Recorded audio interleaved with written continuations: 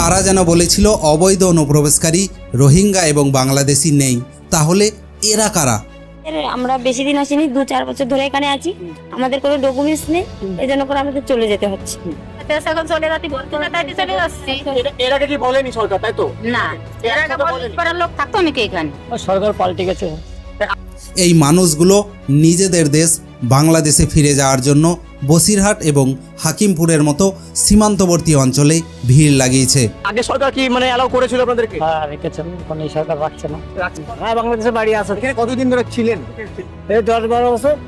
আমরা এখানে আর থাকবো না, আমরা ভাটায় ছিলাম, ভাটা সিজন শেষ, এখন আমরা বাড়ি চলে যাচ্ছি। কতদিন ধরে ছিলেন এখানে? আমরা এখানে 6-7 বছর ছিলাম।